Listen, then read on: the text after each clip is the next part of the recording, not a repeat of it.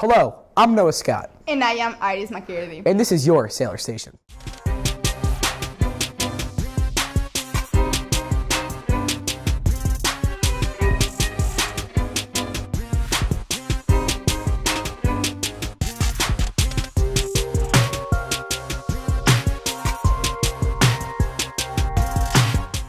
With all the electives offered at the high school, it can be kind of confusing for students to make their schedules.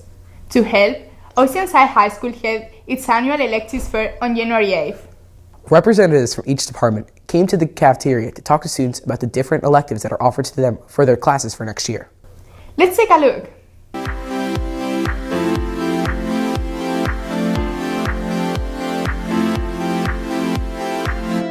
When you look at the course catalog, sometimes it's hard to tell what a class is really all about. So the Electives Fair gave the students an opportunity to talk to the teachers who teach those classes, ask questions, and see if that class is really going to be a good fit for them. Picking your classes, make sure to go through the course guide. It's really important to look at all the elective courses that we have. Make sure you're looking at the prerequisites. Don't just plan for next year, plan for the years after. See which classes you have to take in order to take classes you're going to want to take in maybe 11th or 12th grade. By talking to the teachers, the students can really understand if this class is a good fit for them, and hopefully it'll eliminate the need to change classes when next year starts. Electives are a really good chance for you to spread your wings and try new things and challenge yourself. Wow, OHS has lots of fun and educational classes. Yeah, including the broadcasting and video production classes. If you have any questions or concerns regarding your classes for next year, don't be scared to ask your guidance counselor. Your guidance counselor can be found in the guidance office. Before the break, OHS held its annual Alumni Day, where Oceanside graduates came back to talk to students and share their stories about college life, classes, and to answer questions about the process of getting into college. Here is Colin with the details.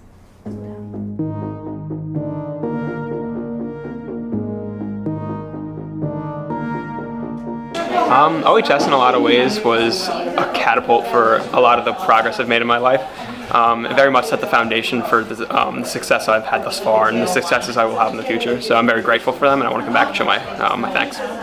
Fondest memories, definitely the class trips to Europe, like the language classes went.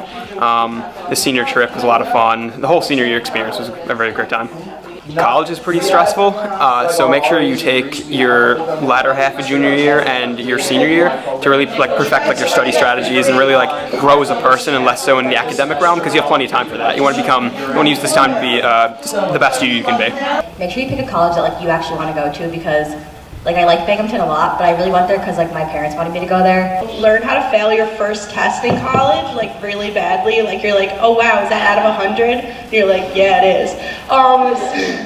So just learning how to study and learning how to actually use your time, because I know in a lot of classes you don't actually need to, but just learning how to balance out your time and stuff like that. It's really important to do that before you fail your first test. Get credit for as many classes as you can. It'll save you money. You could potentially graduate early, and a lot of classes that you might not want to take because they're gen ed or the requirements for your major, you could get done in high school, and most likely you'll have an easier time taking them in high school.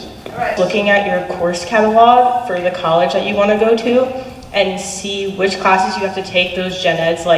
For me, I got waived out of a lot of classes, but I still had to take general chemistry. So let's say if I took AP chemistry here in high school, I wouldn't have had to do that. So if you really want to optimize how many credits you come into college with, definitely do that. I wish I did.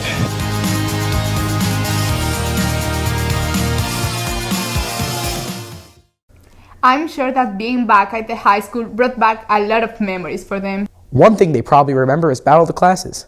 This year's battle was held on January 5th.